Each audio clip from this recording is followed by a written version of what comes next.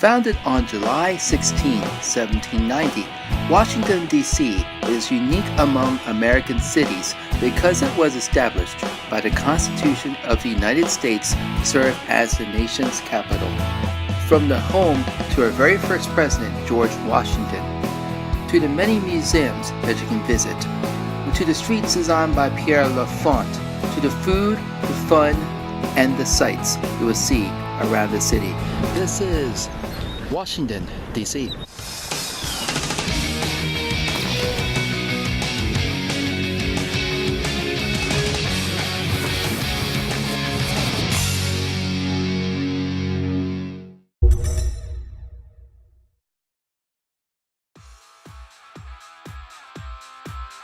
So guys, we are currently at Washington DC. We're at the mall.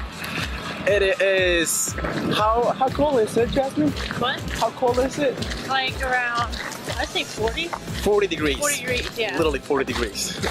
Well, it feels like 40, but it's actually supposed to go up to 51 today, so it's gonna be good. Yeah, it's gonna be a good day.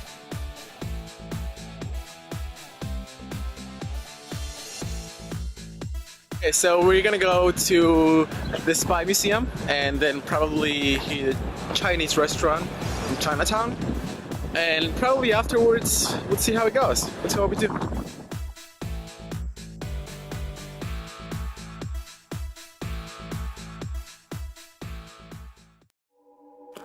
Imagine yourself, you're in a dream. You are a secret international spy, and your job and mission is to save the world from evil danger, using all that's around you. Well, now you can at the International Spy Museum of Washington, D.C.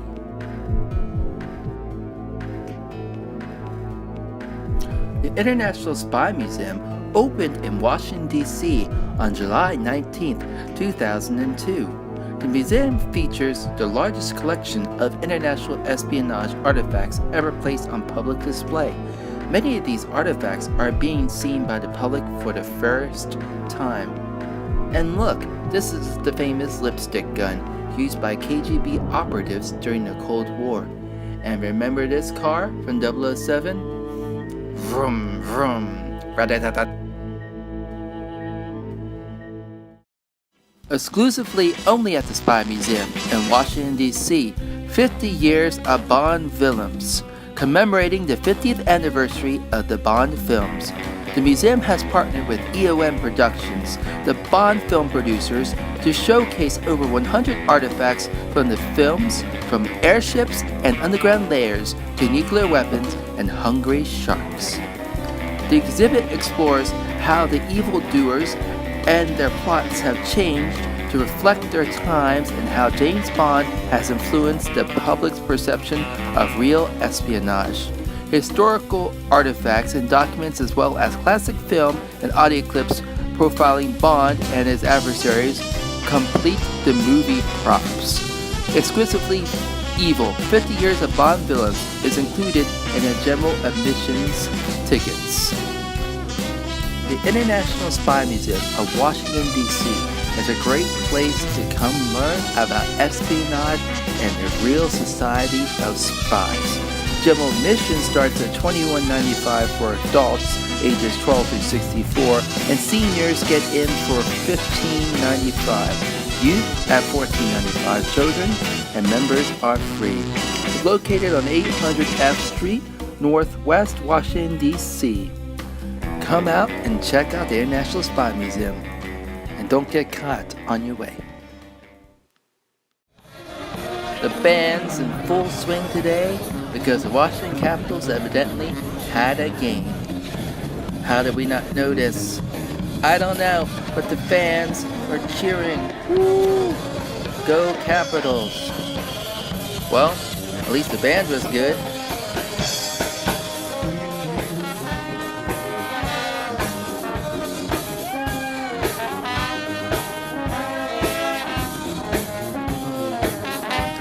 And now, let's continue our adventure to get lunch in Chinatown.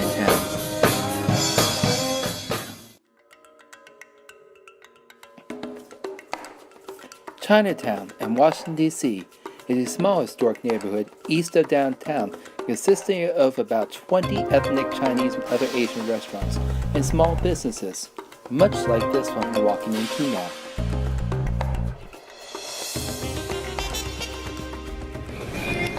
What are they? Those are steam buns? beans, red beans, really popular. Good for you too. Chinese sausage is also tasty.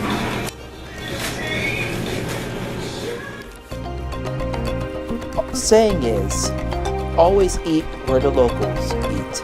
And in this case, the Washingtonians of DC come to Chinatown to eat at Chinatown Express, where handmade noodles and handmade dumplings are made fresh for you daily. Come inside, join us as we take a taste culinary extravaganza.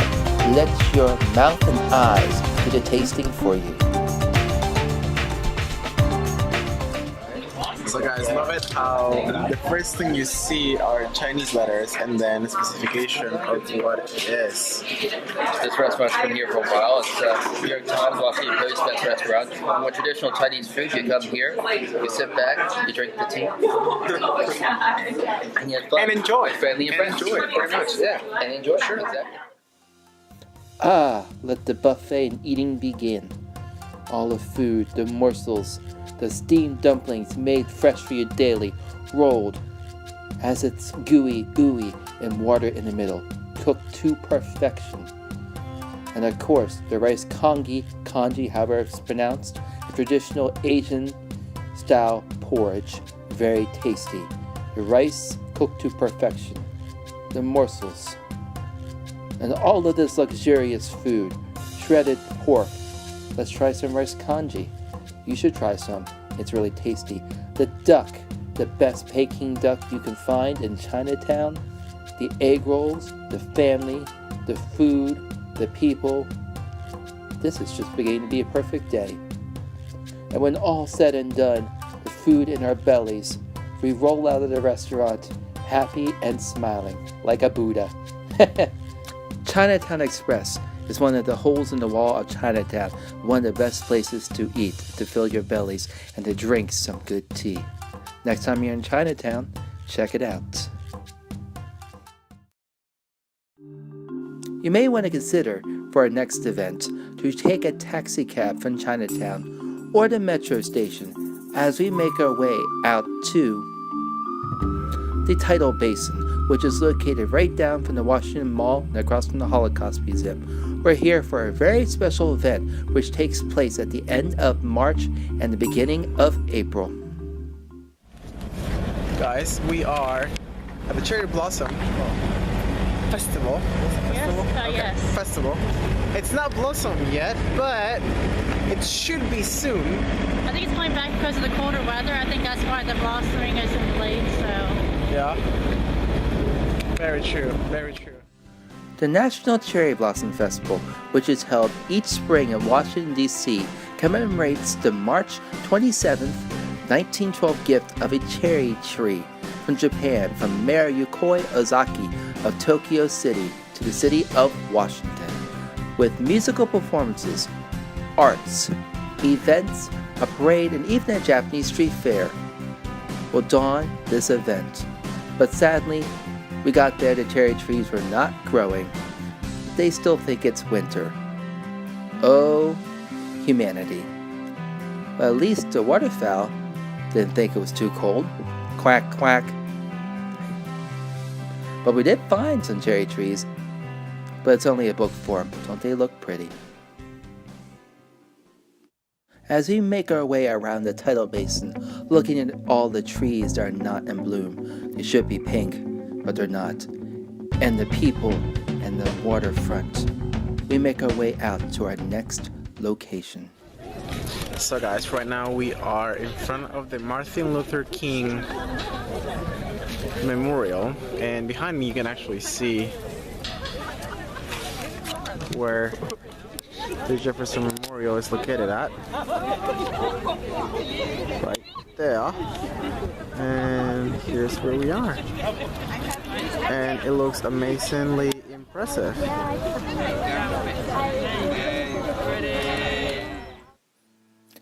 Oh, the Martin Luther King Jr. Memorial, which is located in West Potomac Park in Washington, D.C., covering 4 acres and including a statue of Dr. King sculpted by Lei Yingyan. The memorial opened to the public on August 22, 2011, after more than 2 decades of planning, fundraising, and construction. Out of the mountain of despair, a stone of hope. The stone was mined and quarried in China, just like that selfie stick you see in the background. Oh, the humanity! The Chinese, the selfie sticks, the Asians, what are we going to do? There's not much you can do but say, it's made in China, much like this statue of the late and great Martin Luther King Jr. Next time you're in Washington, D.C., come out and check this magnificent monument honoring the late and great. I had a dream, he once said. And that dream is still being fought today. I want you to take a moment and to remember those who have died, these brave souls who have died for a cause, fighting in this Korean War.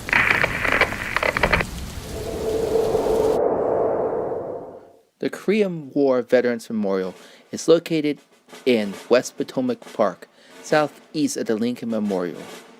The Veterans Memorial was confirmed by the U.S. Congress on October 28, 1986. The monument consists of etchings and engravings of the faces of the many soldiers who have died fighting in the heat of war to the 38th parallel.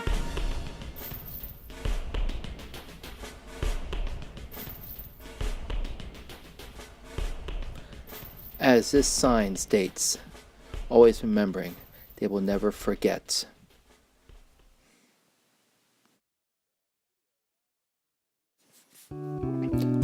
Seems like yesterday. Remember those cherry blossom trees we said were not in bloom? Well, we found some. Blooming cherry blossom trees. The magnificent, the pink, luscious pink buds. Oh, they're so beautiful. Hey, at least someone thinks it's spring around here. When one thinks of monuments, there's none other than the District of Columbia War Memorial. It commemorates the citizens of the District of Columbia who served in World War I. Note the pillars, which are Romanesque in style, and the inside of the dome, which resembles the inside of the dome of the Capitol building. This sort of reminds you of Thomas Jefferson's design, and all the names and etched on the side to those who fought in the Great War. We remember those who have served. We salute you. Pearl Harbor. The Battle of Midway. What do these two things have in common? The National World War II Memorial. It is a national memorial dedicated to Americans who served in the armed forces and as civilians during World War II. Consisting of 56 pillars and a pair of small triumphal arches surrounding a plaza and fountain, it sits on the National Mall of Washington, D.C., reflecting on those soldiers who are still with us today. Each year, on Veterans Day, World War II soldiers come back to pay their respects to those who have lost and died in this mighty war. What's a trip to Washington, D.C. without a view of the Washington Monument, built to honor the great George Washington, our first president? And what's this funny building under construction? This is the African American History Museum, sponsored by the Smithsonian Institute, set to open in 2016. And what's a trip to Washington without waving and saluting the White House, home to our very own president? Hello, Mr. President. and farewell. So guys, we just spent the most amazing day in Washington DC. George, Jasmine, and the main man over here. But we saw a lot of things. We went to museums. We saw some unmarked views. But it was amazing. So check you guys later tomorrow. So subscribe to the vlog. Peace out.